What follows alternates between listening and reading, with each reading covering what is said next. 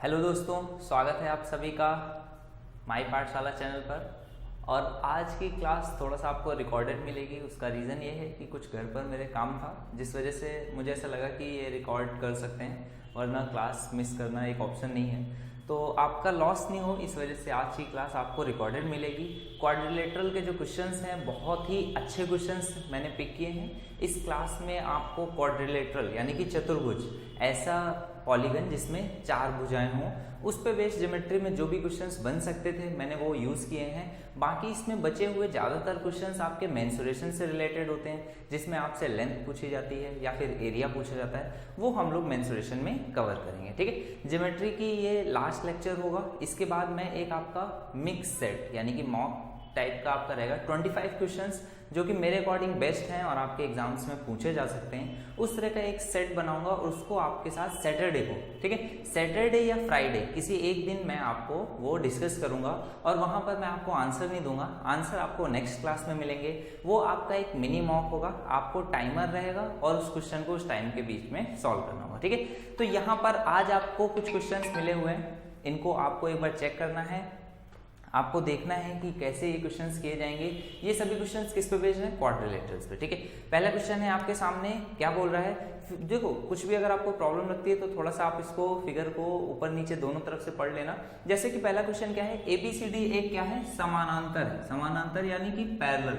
ठीक है, पैरेललोग्राम है। ABCD क्या है? पैरेललोग्राम। 11 ग्राम नहीं है, देखो टाइपिंग मिस्टेक है। उसको अगर इस तरह से लिख के दिया जाए कि ये ग्राम है तो उसने क्या लिख दिया? 11 ग्राम। ठीक है, बट ये 11 ग्राम नहीं है, ये क्या है? पैरेललोग्राम। पैरेलल लाइंस हैं, ये दोनों लाइंस पैरेलल हैं और ये दोनों लाइंस भी पैरेलल हैं, तो ये पैरेललोग्राम है। इसमें क्या बोला गया है? EFGH। EFGH क्या है? मिड पॉइंट्स हैं। कहाँ के मिड पॉइंट्स हैं? आपने इस तरह से इसके डायगोनल्स दो ड्रॉ किए, दो विकर्ण मैंने इस पे खींचे हैं, तो ये विकर्ण कहाँ पर मिलते हैं? O पर। तो ये क्या है? ABCD आपका ABC और D, तो इस तरह से है। अब आपको AO का मिड पॉइंट क्या दिया गया है? AO का मिड पॉइंट है E, ये पॉइंट हो गया E। इसी तरह से OD का मिड पॉइंट है F, ये हो गया F। इसी तरह से ये हो गया G और ये हो गया H। ठीक है, आपसे क्वेश्चन में क्या पूछा गया है? EF यानी कि ये वाली लेंथ। इसी तरह से क्या बोला गया है? FG यानी कि ये वाली लेंथ, GH और EH। ठीक है, GH और HE या EH, इन सब का सम डिवाइड किससे किया गया है? AB BC CD। देखो थोड़ी सी मिस्टेक है टाइपिंग में, मैं आपको क्लियर जो क्वेश्चन है वो बता देता हूं। आपको क्वेश्चन में पूछा गया EF plus FG plus GH plus EH। ठीक है, ये आपको ये जो चारों साइड्स हैं इनका सम किया गया है, AF plus FG plus FG plus HE, और इसको डिवाइड किससे किया गया है? ये जो बड़ा वाला जो मेन पैरेललोग्राम था उससे, यानी कि AB plus BC plus CD plus DA। ठीक है, आप लोग सॉल्व करते जाओ इसको साथ ही साथ में। अगर आपका करेक्ट आंसर पहले ही आ जाता है बहुत अच्छी बात है, अगर नहीं आता है तो मैं फिर इसका आंसर निकाल रहा हूँ। ठीक है, कैसे करेंगे क्वेश्चन को? आप कहोगे सर ये जो प्रॉपर्टी है, ये जो प्रॉपर्टी है ये कुछ देखी देखी सी लग रही है। हम लोगों ने इस प्रॉपर्टी को कहां पर पढ़ा था? रेशियो में। रेशियो में हमने पढ़ा हुआ है कि A/B अगर बराबर दिया हो C/D के, तो ये बराबर ऑटोमेटिकली हो जाता है A प्लस C अपॉन में B प्लस D के। ठीक है, ये अगर गिवन है A/B बराबर है C/D के, तो ये बराबर होता है A प्लस C अपॉन में B प्लस D के। इसी तरह से अगर C/D बराबर हो E/F के, तो वो भी मैं यहाँ पर लिख सकता हूँ कि वो बराबर होगा A plus C plus E divided by D plus F। अगर ये और गिवन है कि E/F भी इसके बराबर है, तो मुझे एक चीज समझ में आई कि अगर मैं किसी तरह से EF/AB का और FG/BC का और GH/CD का और EH/D इसका रेशियो निकाल लूं किसी तरह से, तो ये क्वेश्चन मेरा इजीली सॉल्व हो सकता है। ठीक है, तो आप एक चीज कहोगे कि सर यहाँ पर इस ट्राइंगल में अगर मैं नोटिस करूं AOD में, तो आप कहोगे कि ये E और F क्या है? मिड पॉइंट्स हैं। इसकी जो दो साइड्स हैं इसके मिड पॉइंट्स हैं, तो ये पॉइंट अगर E है, ये पॉइंट है F, इसके मिड पॉइंट्स होंगे, तो डायरेक्टली हम लोग क्या कर सकते हैं? मिड पॉइंट थ्योरम लगा सकते हैं। मिड पॉइंट थ्योरम लगाओगे, EF जो है पैरेलल है AD के और इसके मिड पॉइंट्स पे भी है, तो इसकी जो लेंथ हो जाएगी इसकी कैसी होगी? Just half. यानी कि मैं एक रेशियो लिख सकता हूं EF अपॉन में AD ये कितना होगा 1/2 के बराबर होगा। ठीक है, ये रेशियो मैं लिख सकता हूं EF अपॉन AD। EF जो है अपॉन में AD ये बराबर होगा 1/2 के। देखो आपको क्या मिल गया, EF मिल गया और AD मिल गया, ये मिल गया EF और ये मिल गया AD। इसके बाद क्या है FG है, तो मैं इसको किससे लिख सकता हूं, FG जो होगा वो अपॉन में CD ये बराबर होगा 1/2 के। इसी तरह से GH और BC, GH और BC ये किसके बराबर होगा, ये भी होगा 1/2 के। ठीक है, इसी तरह से अब क्या है GH अपॉन में BC हो गया, तो ये दोनों मिल गए आपको, FG आपको मिल गया और CD मिल गया, तो ये दोनों हो गए। तो बच कौन से रहे, EH और AB। तो EH और AB इनमें भी आपने रेशियो निकाला है, ये भी किसके बराबर है, ये भी 1/2 के बराबर है। तो आपको 4 रेशियोज पता है, वो किसके बराबर है 1/2। आपसे पूछा गया उनका सम किसके बराबर होगा, उनका सम किसके बराबर होगा, तो आप कहोगे इनका सम भी उन्हीं आपस में ही बराबर होगा, क्योंकि मुझे प्रॉपर्टी पता है A अपॉन B बराबर C अपॉन D। देखो इसको मैं फिर से लिख देता हूँ, ये प्रॉपर्टी क्या है, बहुत इंपॉर्टेंट प्रॉपर्टी है, हम लोग इसको सीखते हैं रेशियो में। जब मैं आपको अरिथमेटिक में रेशियो पढ़ाऊंगा अगेन, तो ये प्रॉपर्टीज भी बताऊंगा। A अपॉन B अगर बराबर है C अपॉन D के और ये बराबर है E अपॉन F के, तो ये बराबर होता है A plus B plus A plus C plus E divided by B plus D plus F। ठीक है, सारे आपको न्यूमरेटर्स को जोड़ना है, सारे डिनोमिनेटर्स को जोड़ना है। ये रेशियो हमेशा इनके आपस में बराबर होता है। चाहो तो आप इसको चेक कर सकते हो और इसका आपका करेक्ट आंसर आ जाएगा। ठीक है, आपको आई थिंक बात समझ में आ गई होगी। इसका आंसर कितना आ जाएगा, अगर सम का पूछा गया है तो वो भी रेशियो कितना होगा, ये भी किसके बराबर रहेगा, ये भी बराबर रहेगा 1/2 के। ठीक है, बात समझ में आ गई, क्वेश्चन इजी था, सॉल्व हो गया। अगर किसी को डाउट आ रहा है तो थोड़ा सा आप वीडियो को रिवर्स करके देख लो, आपको समझ में बात आ जाएगी। ठीक है, चलो नेक्स्ट क्वेश्चन पे आ जाते हैं। नेक्स्ट क्वेश्चन में भी ABCD 11 ग्राम है, 11 ग्राम मतलब कि पैरेललोग्राम। ठीक है, देखो इस थोड़ी बहुत गलतियां होंगी टाइपिंग, क्योंकि आज थोड़ा सा हरी में क्वेश्चंस बनाए गए हैं, क्वेश्चंस को जल्दी जल्दी टाइप कराया गया है, तो थोड़ा बहुत गलतियों को चेक करने का टाइम नहीं मिला है, बट कोई प्रॉब्लम नहीं है। हम लोग क्या करेंगे, खुद से गलतियां सुधार लेंगे। हो सकता है कभी कभार एग्जाम में भी गलतियां होती हैं, गलत प्रिंटेड क्वेश्चन मिल जाता है, तो हम लोगों को एग्जाम में तो कुछ कर नहीं सकते हैं। तो उसी तरह से आप मान लो कि आज की क्लास थोड़ा एग्जाम जैसी है। ठीक है, ABCD क्या है, एक समांतर चतुर्भुज है जिसमें AB बराबर है 2BC के। ठीक है, AB की जो लेंथ है वो किसके बराबर है 2BC के, यानी कि अगर BC की लेंथ 1 है तो AB की लेंथ कितनी हो जाएगी 2। ये क्वेश्चन में कुछ इस तरह से कहा गया है, AB बराबर है 2BC के। ठीक है, और E जो है वो AB का मध्य बिंदु है, यानी कि E कहां पर है, कुछ यहां पर है, इस पॉइंट पे है। ठीक है, अब क्वेश्चन में क्या बोल रहा है, C और DE को, पहले तो आप CE को मिला लो कुछ इस तरह से, ये आ गया CE और ये आपका आ गया DE। क्या बोल रहा है, इनको CE और DE क्रमशः BCD और ADC को BDC, क्वेश्चन में क्या बोला गया BCD, यानी कि ये जो CE है ये इसको हाफ डिवाइड करती है, एंगल बाइसेक्टर है, और जो DE है वो ADC को, यानी कि ये इसकी क्या है, एंगल बाइसेक्टर है। आगे क्वेश्चन में क्या कहा गया है, आपको बताना है, अगर क्वेश्चन में बोला गया है डिवाइड करती है तो DEC इसकी आपको वैल्यू पूछी गई है, ये कितनी होगी। कैसे क्वेश्चन को सॉल्व करोगे, आप बोलोगे कि सर ये एंगल अगर बराबर है तो पहले इसको मैं मान लेता हूँ थीटा, तो ये भी हो जाएगा थीटा, और ये देखो ये पैरेललोग्राम है, यानी कि ये दो लाइंस कैसी होंगी, पैरेलल होंगी, तो ये एंगल कितना आ जाएगा थीटा। बात क्लियर है, ये थीटा है तो जेड बन रहा है, ये भी होगा थीटा। इसी तरह से यहाँ पर अगर ये अल्फा है, ये भी अल्फा होगा, तो ये कितना हो जाएगा, ये भी हो जाएगा आपका अल्फा। ठीक है, ये अल्फा है तो ये भी अल्फा हो जाएगा। अब आप बताओ मुझे कि ये एंगल कितना होगा, तो आप कहोगे सर ये कितना होगा, इसको मैं इस तरह से निकाल सकता हूँ कि ये थीटा है, ये भी थीटा है, तो ये कितना हो जाएगा 180 माइनस 2 थीटा। ये कितना आ जाएगा 180 माइनस 2 थीटा।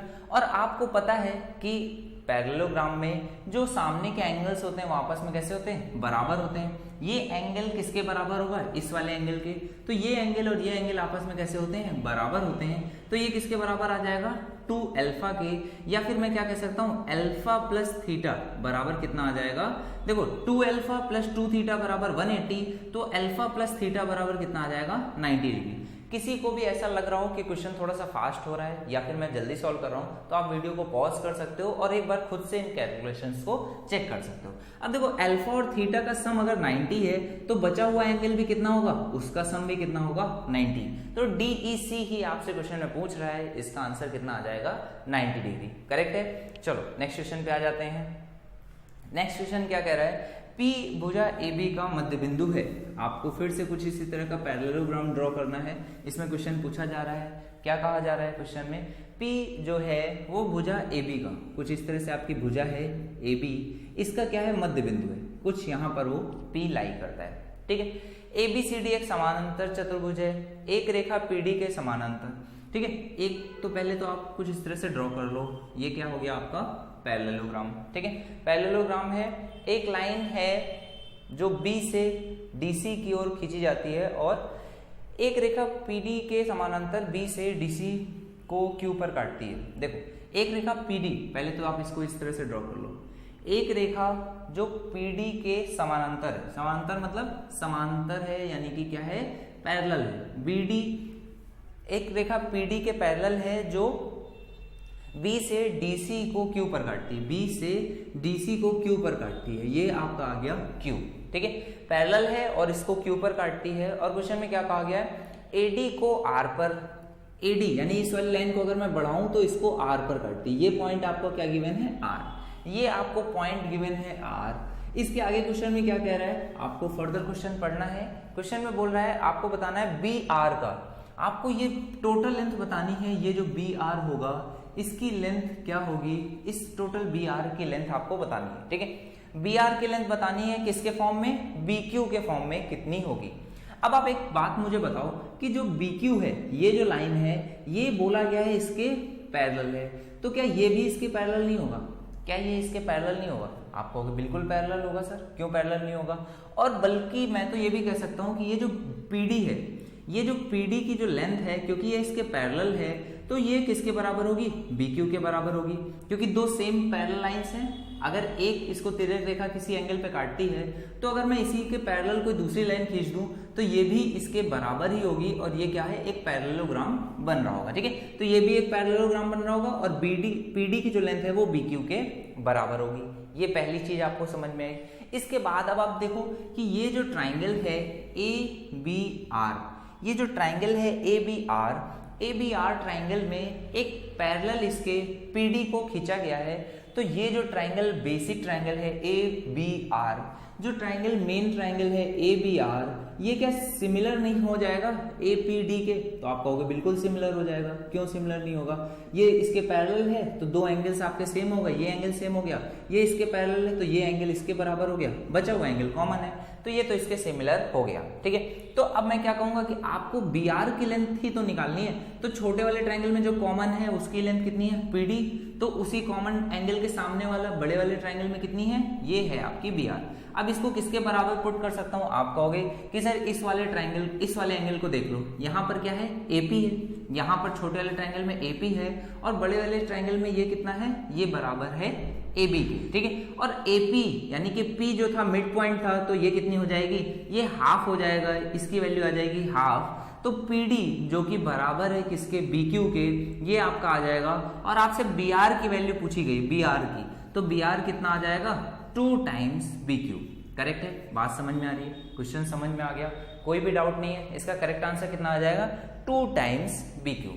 क्लियर है। चलो नेक्स्ट क्वेश्चन पे आ जाए। सभी लोग क्वेश्चंस को साथ ही साथ सॉल्व करते चलना, बहुत ही अच्छे सवाल हैं। यहाँ पर क्वाड्रिलेटरल से रिलेटेड जितने भी अच्छे क्वेश्चंस हो सकते हैं उनको मैंने आज की क्लास में पिक किया है। ठीक है, चलो नेक्स्ट क्वेश्चन है, देखो आपके सामने ये क्वेश्चन मेंस का क्वेश्चन है, मेंस का क्वेश्चन है। ये क्वेश्चन मैंने एग्जाम टाइम में भी इसको पिक किया था और एग्जाम में भी इस क्वेश्चन को मैंने सॉल्व किया था। ठीक है, तो बहुत ही अच्छा क्वेश्चन है, बेसिक क्वेश्चन है। इसका आई थिंक ऑप्शंस भी गलत हैं, तो आप लोग इसको करेक्ट अपने अकॉर्डिंग सॉल्व करना, ऑप्शंस में थोड़ा सा मिस्टेक है। ठीक है, क्वेश्चन में क्या कहा गया है, EADF। ठीक है, कुछ इस तरह से ड्रॉ किया गया है। EADF बोला गया है एक आयत है, तो आप एक आयत बना लोगे।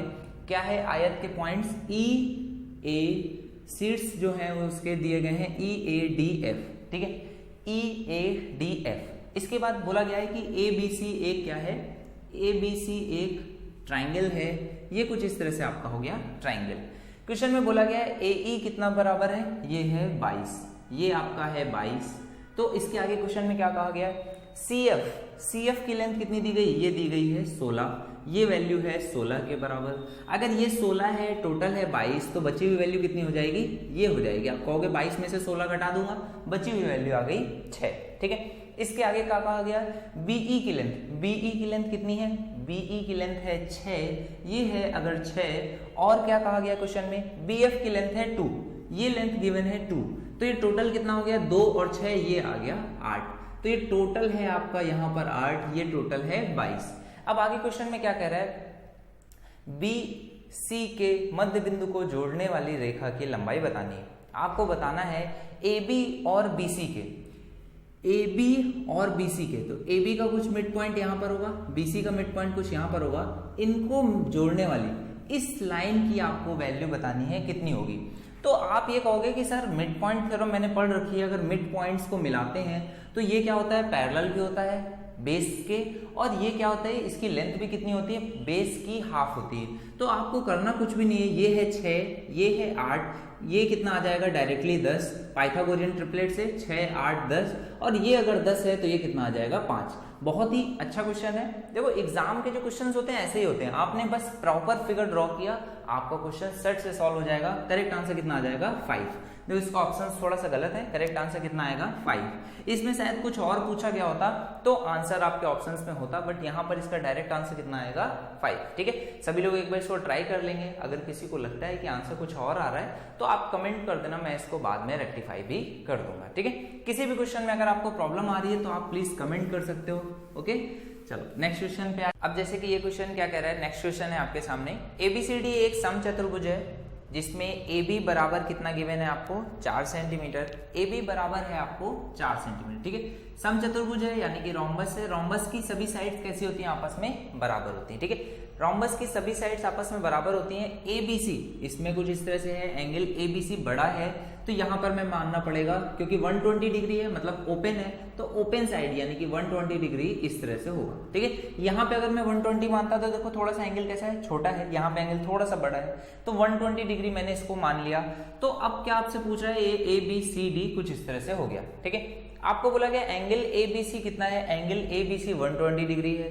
BD आपको विकर्ण दोनों का, जो दोनों का विकर्ण है BD और AC, इसका सम बताना है कितना होगा। तो आपको बेसिकली करना क्या है, विकर्ण इन दोनों की वैल्यू निकालनी है। आपको सब कुछ गिवन है, सारी साइड्स गिवन है 4 4 4, तो आप इजीली सॉल्व कर सकते हो। अगर ये टोटल 120 है और ये 4 है और ये 4 है, तो आप क्या निकाल नहीं सकते हो कि अगर ये 4 है ये 4 है। देखो एक ट्रायंगल में बताता हूं कि अगर ये 120 है और ये 4 है ये 4 है, तो ये दोनों एंगल्स कितने होंगे, दोनों बराबर होंगे। ये भी 30 होगा और ये भी 30 होगा, ठीक है। क्यों बराबर होंगे, क्योंकि दोनों साइड्स इक्वल हैं। एक ट्रायंगल सिर्फ ABC को देखोगे तो ये 120 हो गया, तो दोनों का एंगल का सम कितना होना चाहिए, टोटल का 180, ये 120 है, तो बचे हुए एंगल्स कितने होने चाहिए 30 और 30, ताकि टोटल कितना आ जाए 180, ठीक है। तो ये 30 और 30 हो गया। तो अगर एक ट्रायंगल में 30 30 और ये है 120, तो आप साइन रूल का यूज करो। साइन रूल से याद रखो, साइन 30 कितना होता है 1/2, साइन 30 1/2, और साइन में 120 यानी कि cos 30 होता है √3/2। तो रेशियो आप देखोगे तो 1 1 और √3 का आएगा, तो ये कितना होगा 4 4, और ये नेट हो जाएगा 4√3, ये हो जाएगा 4√3। ये AC की आपको लेंथ मिल गई 4√3, और यहाँ पर अब आपको BD की लेंथ निकालनी है। अब देखो BD की लेंथ कैसे निकालेंगे, तो यहाँ पर आपको थोड़ा सा एंगल्स की प्रॉपर्टी पता होना चाहिए। जैसे पैरेललोग्राम में दोनों का सम कितना होता है, आपका दोनों एंगल्स का सम आपको होता है 180, वैसे यहाँ पर आपको पता होना चाहिए कि ये कितना होता है। यहाँ पर सामने वाले जो कोण होते हैं इनका ये कैसे रहते हैं, बराबर रहते हैं। अगर ये 120 है तो ये भी कितना होगा 120। और दूसरी चीज क्या है, जो डायगोनल होता है वो एंगल्स को कैसा करता है, बाइसेक्ट करता है। यानी कि ये अगर 120 है तो हाफ एंगल कितना हो जाएगा 60, ये हाफ एंगल हो जाएगा 60, ये 60 है तो ये भी कितना होगा 60, तो ये टोटल भी कितना हो जाएगा, ये भी हो जाएगा 60, क्योंकि एक 60 2 60, तो तीसरा भी कितना होना पड़ेगा 60। तो यानी कि ये कैसा हो गया आपका इक्विलेटरल ट्रायंगल। तो इस BD की लेंथ कितनी आ जाएगी 4, क्योंकि इक्विलेटरल ट्रायंगल हो गया तो ये लेंथ कितनी आ जाएगी 4। क्लियर है? ओके चलो, तो इसका आंसर कितना आ जाएगा 4 टाइम्स 1 प्लस √3। इजीली आप सॉल्व कर सकते हो। करेक्ट आंसर कितना आ जाएगा 4 टाइम्स √3 प्लस 1। ठीक है, चलो नेक्स्ट क्वेश्चन पे आ जाएंगे। नेक्स्ट क्वेश्चन क्या कह रहा है? अच्छा सा क्वेश्चन है, आप चाहोगे तो इसको ट्राई भी कर सकते हो और इजीली आपका आंसर भी आ जाएगा। क्वेश्चन में गिवन है ABCD एक चतुर्भुज है, कुछ भी नहीं दिया गया है, आप एक चतुर्भुज इस तरह से कुछ मान लो। ठीक है, क्वेश्चन में बोला जा रहा है O क्या है, कोई एक पॉइंट है AO और BO। ठीक है, एंगल A और B के कोण द्विभाजक हैं। कुछ एंगल अगर मैं ABCD इस तरह से बना लेता हूं तो AO और BO यानी कि कोई एक पॉइंट O है जो क्या है, इन दोनों का एंगल बाइसेक्टर है। ठीक है, ये क्या है, एंगल बाइसेक्टर है, यानी कि ये कुछ इस तरह से है। तो आपसे पूछा क्या गया है क्वेश्चन में, AOB आपसे पूछा गया है AOB किसके बराबर होगा। ठीक है, AOB किसके बराबर होगा, ये एंगल आपको बताना है। अभी जैसे हम लोगों ने क्वेश्चन सॉल्व किया था एंगल बाइसेक्टर का, उसी तरह से करेंगे। अगर ये थीटा होगा तो ये भी कितना आ जाएगा थीटा, अगर ये अल्फा होगा तो ये भी कितना आ जाएगा अल्फा, क्योंकि क्वाड्रिलेटरल बोला गया। तो क्वाड्रिलेटरल में हम लोग क्या मान सकते हैं कि AB और CD आपस में कैसे होंगे, पैरेलल होंगे। ठीक है, कुछ नहीं कहा गया, इस वजह से हम लोग जैसा भी चाहें इजीली मान सकते हैं। आप चाहो तो इसको एक स्क्वायर भी मान लोगे, तब भी आंसर जो आपका आएगा वो इसको सेटिस्फाई करना चाहिए। ठीक है, AOB की आपको पूछा गया है, AOB किसके बराबर होगा। आप चाहो तो इसको एक स्क्वायर मान लो। अगर स्क्वायर मानोगे तो थीटा बराबर अल्फा बराबर कितना आ जाएगा 45 डिग्री। तो ये वैल्यू कितनी होनी चाहिए, सभी एंगल्स कितने आ जाएंगे 90 डिग्री। तो आपसे AOB पूछा गया तो ये कितना हो जाएगा 45 90। तो एंगल आपका आना चाहिए 90 के बराबर। ठीक है, मैं सिर्फ आपको एक शॉर्टकट बता रहा हूँ, ये AOB बराबर आ जाएगा 90 डिग्री के।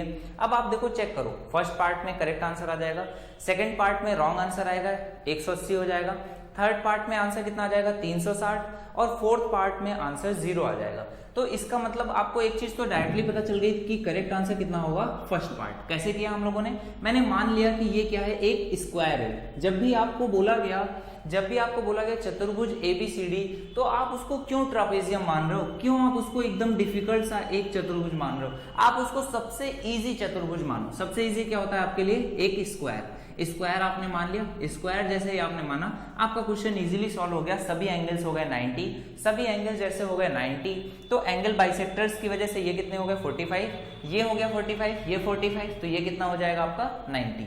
आपका आंसर आना था 90, आप पुट करके चेक कर सकते हो। एक दूसरा तरीका भी है, आप चाहो तो प्रूफ भी कर सकते हो इस चीज को। देखो AOB आंसर आना है हाफ C+D, तो C+D के फॉर्म में आंसर आएगा। यहाँ पर है थीटा, यहाँ पर अल्फा, ये एंगल मुझे नहीं पता है, तो ये एंगल अगर मैं चाहूं तो एक तरह से लिख सकता हूँ 180 माइनस थीटा प्लस अल्फा, इस तरह से लिख सकता हूं। अब देखो थीटा प्लस अल्फा को अगर मैं चाहूं तो इस पूरे A और B के फॉर्म में अगर लिखना चाहूं तो A कितना है, ये थीटा है तो ये भी थीटा है, ये अल्फा है तो ये भी अल्फा है, तो इसको मैं लिख सकता हूं 2 थीटा प्लस 2 अल्फा बाई 2, ये लिख सकता हूं मैं कुछ इस तरह से, इसको ये इस तरह से मैं इसको लिख सकता हूं। और 2 थीटा और 2 अल्फा क्या है, A और B है, तो इसको मैं लिख सकता हूं angle A plus angle B by 2। ये आंसर मेरा करेक्ट हो सकता था, बट क्योंकि ये ऑप्शन में प्रेजेंट नहीं है इस वजह से मैं क्या करूंगा, A plus B plus C plus D बराबर कितना होता है। आप कहोगे सर ये चारों एंगल्स हैं, इनका सम तो 360 के बराबर होता है, तो मैं कहूंगा इसमें से आप क्या करो A प्लस B की वैल्यू निकालो, तो ये आ जाएगी 360 माइनस C प्लस D, ये आ जाएगी 360 माइनस C प्लस D। आप ये यहाँ पर पुट कर दोगे, A प्लस B की वैल्यू कितनी है 360 माइनस C प्लस D, ये हो जाएगा 360 बाई 2 यानी कि 180, तो 180 माइनस 180 और ये कितना हो जाएगा प्लस में C प्लस D बाई 2। ठीक है, तो C प्लस D बाई 2 आ जाएगा, 180 से 180 कट जाएगा, आपका करेक्ट आंसर इस तरह से भी आ जाएगा। ठीक है, चलो बात समझ में आ गई होगी। नेक्स्ट क्वेश्चन पे आ जाएंगे और सभी लोग इस क्वेश्चन को सॉल्व करो। ठीक है, क्या कहा गया आपको, एक लेंथ दी गई है डायगोनल की BD, किसकी है, पैरेललोग्राम बोला गया है क्वेश्चन में। क्या बोल रहा है, समानांतर चतुर्भुज है ABCD, इसकी विकर्ण है BD। देखो एक समानांतर चतुर्भुज है ABCD, कुछ इस तरह से है ABC और D, इसकी जो विकर्ण है ये क्या है BD। ठीक है, समानांतर चतुर्भुज की जो विकर्ण है वो BD है। और इसमें देखो एक चीज और आपको याद रखनी है कि समानांतर चतुर्भुज के जो विकर्ण होते हैं वो एक दूसरे को, समानांतर चतुर्भुज के जो विकर्ण होते हैं ये एक दूसरे को इस तरह से कट करते हैं कि ये जो दो ट्राइंगल्स बनते हैं ये आपस में कैसे होते हैं, कॉन्ग्रुएंट होते हैं, बिल्कुल सिमिलर होते हैं, यानी कि एक मिरर इमेज होते हैं दोनों एक दूसरे के, ठीक है। इसको अगर मैं इस तरह से पुट कर दूं तो ये आपका कैसा हो जाएगा, सिमिलर ट्राइंगल्स हैं या फिर कॉन्ग्रुएंट ट्राइंगल्स हैं, इस तरह से मैं कह सकता हूं इसको कि ये आपस में कॉन्ग्रुएंट ट्राइंगल्स होते हैं, यानी कि ये कैसे होते हैं, आपस में एक दूसरे के समांतर, ठीक है, मतलब सेम रहते हैं, सिमिलर, ठीक है।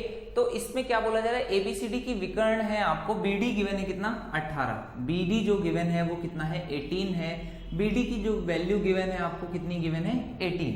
और क्वेश्चन में क्या बोल रहा है, यदि पी और क्यू, एबीसी और एडीसी, एबीसी ये जो ट्राइंगल है, ये वाला ट्राइंगल एबीसी और ये वाला जो ट्राइंगल है एडीसी, ये वाला ट्राइंगल एडीसी, ठीक है। आपका ये जो दो ट्राइंगल्स गिवन है एबीसी और एडीसी, इनके क्या है, केंद्रक है, सेंट्रॉइड है, इन दोनों ट्राइंगल्स के कैसे हैं, सेंट्रॉइड हैं। अब सेंट्रॉइड है तो अब आपको थोड़ी और प्रॉपर्टीज भी इसके बारे में पता होनी चाहिए। आपके पैरेललोग्राम में ये जो लाइंस होती हैं डायगोनल्स, ये एक दूसरे को कैसे करती हैं, बाइसेक्ट करती हैं, ठीक है, ये एक दूसरे को बाइसेक्ट करती हैं, यानी कि मैं क्या कह सकता हूँ, ये जो बी पॉइंट से ये जो पॉइंट मिला है ये क्या है, मीडियन है, ये मीडियन है। क्यों मीडियन है, क्योंकि इसने क्या किया, दो इक्वल पार्ट्स में ब्रेक किया। तो अगर ये जी पॉइंट है तो ये किस पे है, ये इसी लाइन पे होगा और इसको 2:1 के अनुपात में ब्रेक करेगा। इसी तरह से अगर ये जी पॉइंट है तो ये इसको 2:1 में ब्रेक करेगा।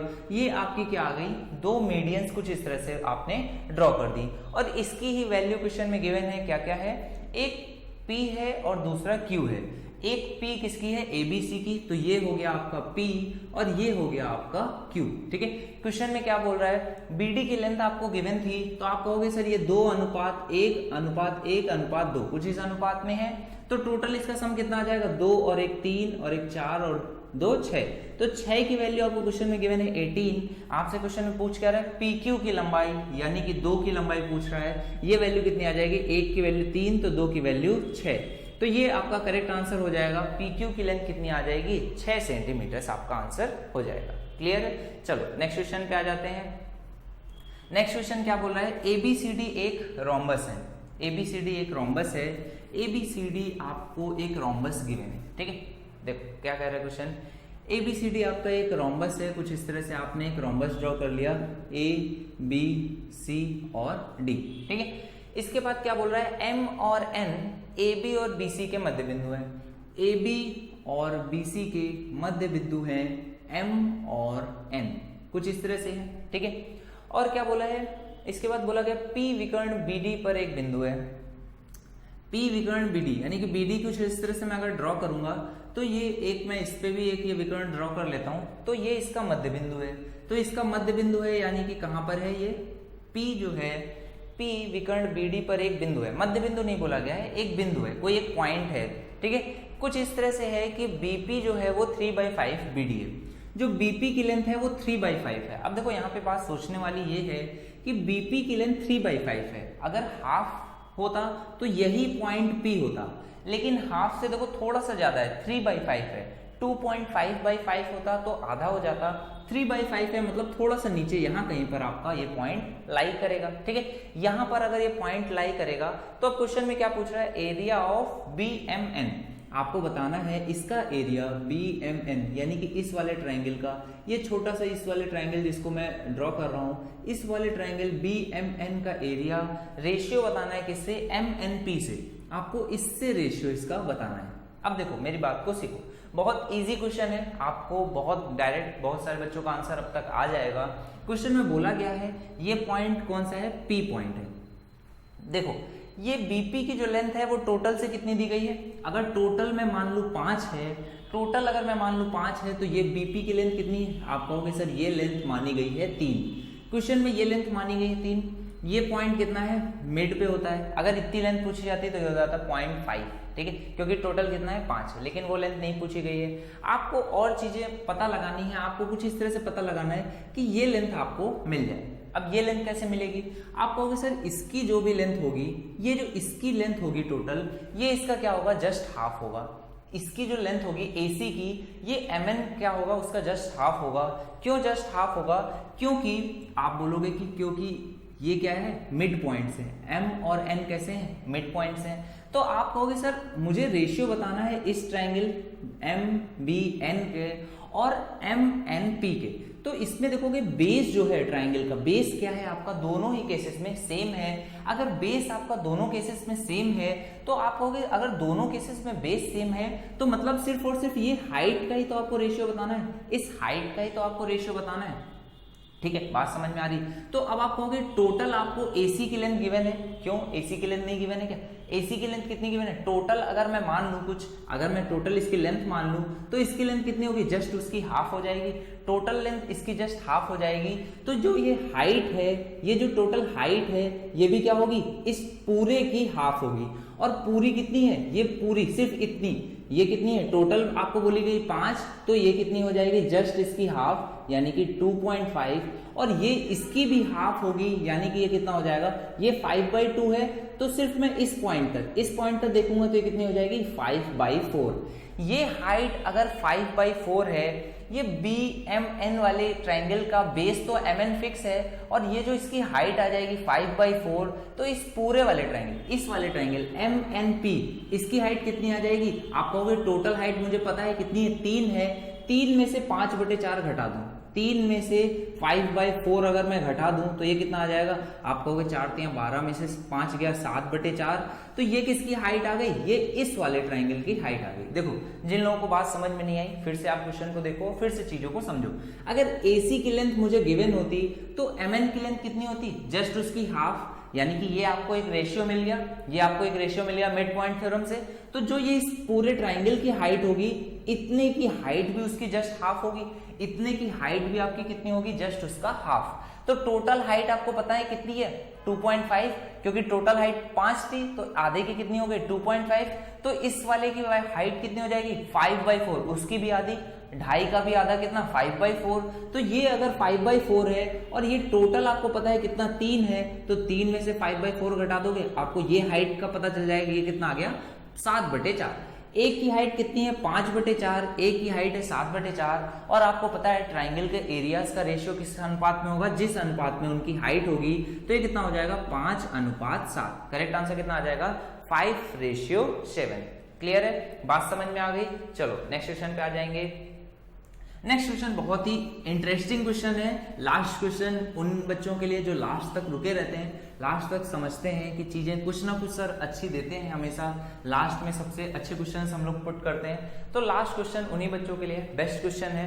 देखो ये क्वेश्चन बहुत ही कंफ्यूजिंग क्वेश्चन बन सकता था, बट बहुत ही ईजी और बहुत अच्छा क्वेश्चन है। ठीक है, क्वेश्चन में क्या बोला गया, एक ट्रेपेजियम है, ट्रापेजियम के अंदर क्या किया गया है, एक आपने सर्कल कुछ इस तरह से ड्रॉ किया हुआ है। ठीक है, इसके अंदर एक सर्कल है जिसकी रेडियस कितनी है, 10। देखो ये चीजें कुछ कई बार ऐसी होती हैं जिनका कोई खास यूज नहीं होता है। आपको बोला गया ये आइसोसेलेस ट्रापेजियम है, यानी कि इसकी दो भुजाएं जो नॉन पैरेलल हैं वो आपस में कैसी हैं, बराबर हैं। अगर एक 21 है तो दूसरी भी कैसी है, 21 है। ठीक है, ये आपको गिवन है कितना, A, ये है B, ये है C और ये है D। ठीक है, एक 21 है, दूसरा 21 है, आपको रेडियस गिवन है 10। क्वेश्चन में पूछा गया चतुर्भुज का परिमाप कितना हुआ। आप देखो इस सर्कल को ड्रॉ करने का तो रीजन है, बट इस रेडियस को देने का कोई रीजन नहीं है। क्यों रीजन नहीं है, मैं आपको समझाता हूं। मैं मान लेता हूं कि अगर इससे इसकी हाइट x है, यहां से इस पॉइंट से ये जो यहां जहां तक टच कर रहा है उसकी अगर हाइट x है तो इसकी हाइट कितनी आ जाएगी, 21 - x। अगर ये 21 - x है तो ये भी कितना हो जाएगा, 21 - x। अगर ये 21 - x है तो ये कितना हो जाएगा, आप कहोगे मुझे क्या पता सर, वो तो मुझे गिवन ही नहीं है। तो कोई बात नहीं, तो इसकी लेंथ अगर x मानी थी तो ये भी कितनी हो जाएगी, x हो जाएगी। ठीक है, अब सेम चीज यहां पर करते हैं। अगर ये मैंने y मान लिया, अगर मैंने मान लिया कि ये कितना है, y है, तो ये भी कितना हो जाएगा, y हो जाएगा। तो ये कितना हो जाएगा, 21 - y। ये अगर 21 - y हो गया तो ये भी कितना होगा, 21 - y। अब आपसे क्वेश्चन में क्या पूछा गया, चतुर्भुज का परिमाप आपको बताना है। चतुर्भुज का परिमाप कैसे निकालते हो, आप कहोगे सारी साइड्स को जोड़ दो। तो ये साइड कितनी है, 21, ये साइड भी 21, तो टोटल कितना हो गया, 42, प्लस ये साइड देखो कितनी है, x + y, और ये कितनी है, 21 - x, 21 - y।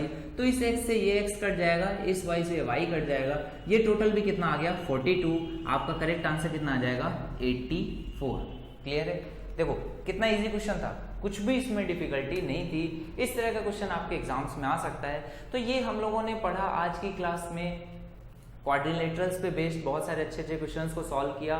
और इसी तरह से हम लोग अब सैटरडे को, या फिर मैं बोल रहा हूँ फिर से फ्राइडे को, एक मिनी मॉक होगा जो ज्योमेट्री के अच्छे क्वेश्चंस का सेट होगा, उसको हम लोग सॉल्व करेंगे।